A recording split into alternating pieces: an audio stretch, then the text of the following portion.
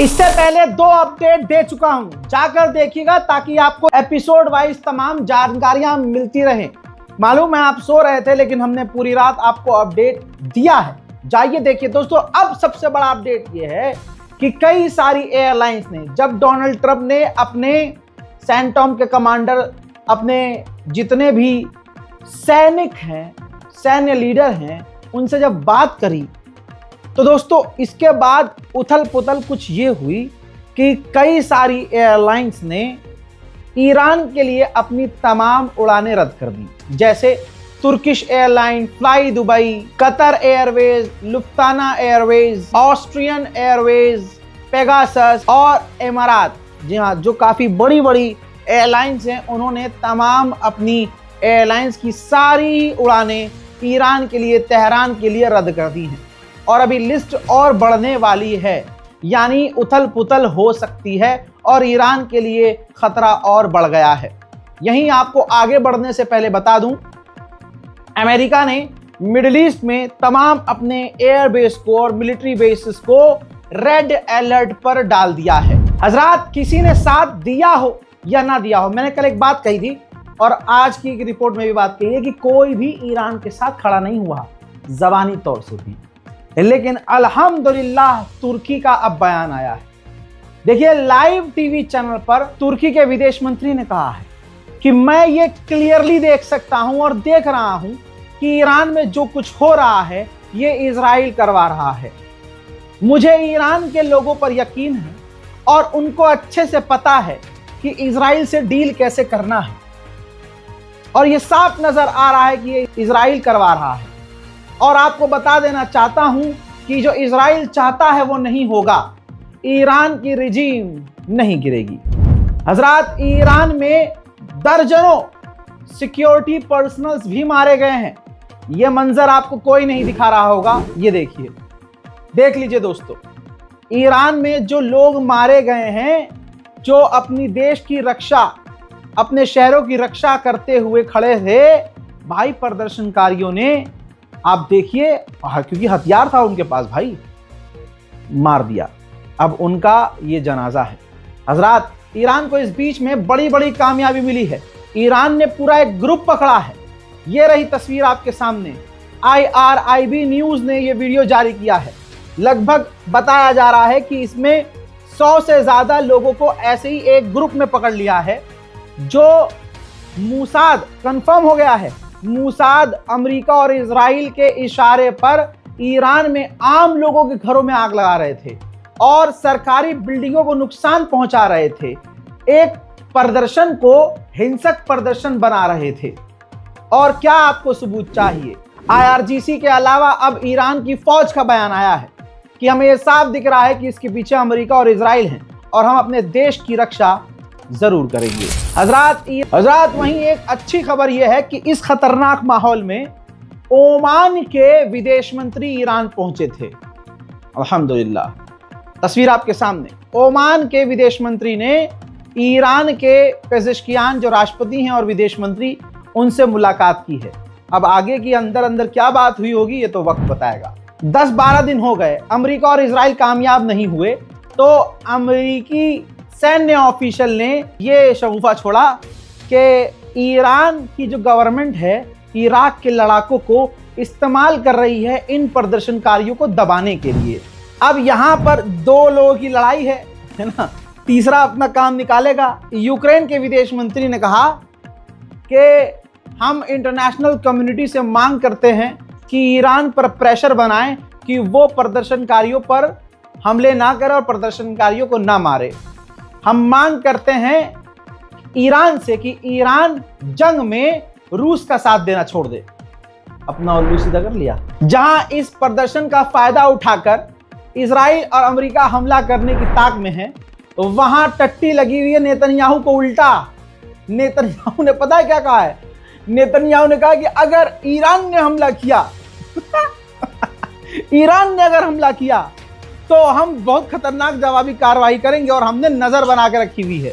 मतलब जहां यह डर है कि अमेरिका, इजराइल ईरान पर हमला ना करें, है ना, वहां उल्टा है, सीने में अलग ही डर है, खौफ इजराइल को, नेतन्याहू को, यार कहीं ये ना पहले हमला कर दे यार। अब इजराइल तो घबराया हुआ है। अब इजराइल की गवर्नमेंट और इंटेलिजेंस का मानना यह है कि ट्रंप जरूर हमला करेगा ईरान पर, क्योंकि डोनाल्ड ट्रंप के ये ईगो पर बात है। ये इजराइल कह रहा है, अच्छा खुद नहीं जा रहा है। 12 डेज वॉर में अच्छा सबक सीखा है। यह बात बिल्कुल क्लियर है कि ईरान में जो हो रहा है वो प्रदर्शन नहीं है। जरा मंजर देखिए, ईरान के जो पेड प्रोटेस्टर्स हैं, मोसाद की मदद से, CIA की मदद से ईरान के अंदर ये प्रदर्शनकारी हैं। आपको एक नजर में कहीं लग रहा है ये प्रदर्शनकारी की गाड़ियों में आग लगा रहे हैं? किसकी गाड़ियों में? जनता की गाड़ियों में, पार्किंग में जो गाड़ियां खड़ी हैं उसमें आग लगा रहे हैं, जो सरकारी गाड़ियां हैं उसमें आग लगा रहे हैं। ये पूरे देश का नुकसान कर रहे हैं। और अगर कोई ये कह दे कि ये प्रदर्शन हो रहे हैं तो मुन्ना ये प्रदर्शन नहीं है। लेकिन सच्चाई भी माननी होगी।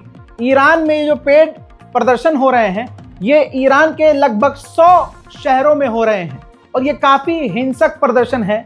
इसीलिए कहा जा रहा है हर जगह द बर्निंग ईरान।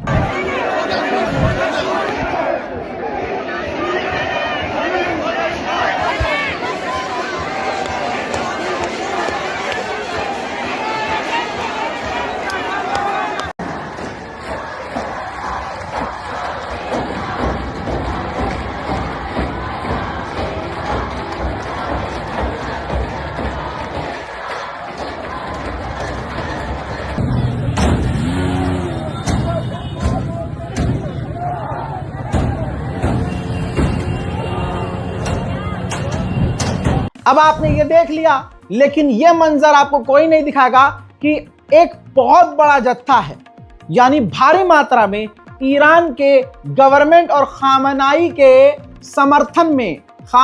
समर्थन में उसी रात को लगभग हजारों की तादाद, लाखों की तादाद में लोग सड़कों पर आए हैं।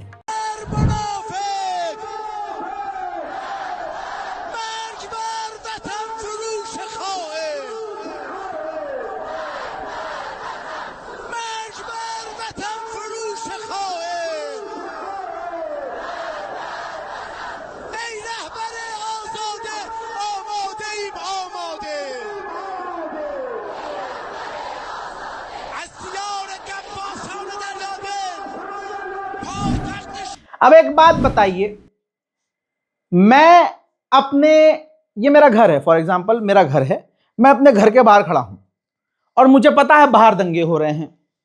अब एक व्यक्ति आता है, मेरे घर पर पेट्रोल बम फेंकता है। आप मुझसे क्या उम्मीद करते हैं? मैं ऐसे खड़ा रहूं? नहीं। आप कहेंगे भाई मैं भी होऊंगा आपकी जगह तो बचाऊंगा अपने घर को। अब ईरान की सिक्योरिटी फोर्सेस पिछले कई दिनों से देख रही हैं कि ये हो रहा है, घरों को जलाया जा रहा है, तो क्या वो खामोश रहेंगे? नहीं, रोकेंगे। रोकने के लिए वो पूरी ताकत इस्तेमाल करेंगे। लेकिन दोस्तों, जो ईरान की सिक्योरिटी फोर्सेस को बदनाम करने की चाल है वो फेल होती नजर आ रही है। एक वीडियो के अंदर आपको मैं दिखाना चाहूंगा, ईरान का एक ऑफिसर अपने साथियों से कह रहा है जो निहत्थे प्रदर्शनकारी हैं उन पर हथियारों का इस्तेमाल ना करना, उन पर हमला ना करना, क्योंकि वो मुल्क के खिलाफ नहीं है, वो हमारे अपने बच्चे हैं। देखिए,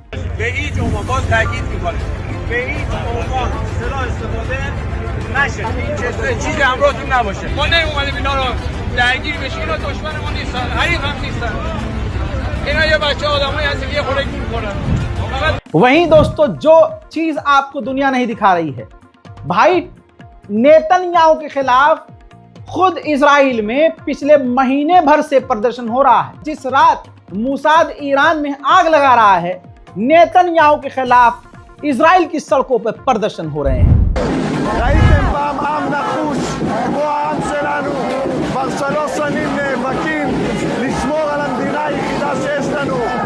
באיראן הלוואי שיפילו את הדיקטטור. גם כאן, אחרי עשרות שנים של נתניהו, הוא ילך הביתה. ייאוש זה לא תוכנית עבודה, ואופטימיות זו עמדה פוליטית. ये प्रदर्शन कोई आपको दिखा रहा है? नहीं। गोदी मीडिया दिखा रही है? नहीं। जो अपने बाप का ही मुंह चाटने में व्यस्त हो, तो भाई वो समझो ना, आप मुझे देखिए, मैं आपको अमेरिका के अंदर जब मिनेपोलिस के इलाके में देर रात को खबर आई 3 दिन पहले कि एक 37 साल की महिला को मार दिया, सबसे पहले भारत में यह खबर वीडियो में ब्रेक मैंने किया।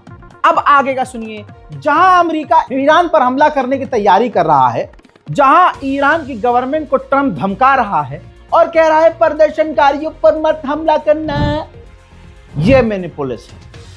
देखिए, स्टेट ऑफ अमेरिका भाई, ये लाखों की तादाद अमेरिका में सीधा डोनाल्ड ट्रंप के खिलाफ है और ट्रंप के खिलाफ नारेबाजी हो रही है, लेकिन यह तस्वीर आप तक नहीं पहुंच रही है क्योंकि मोसाद बड़ी मेहनत कर रहा है भाई।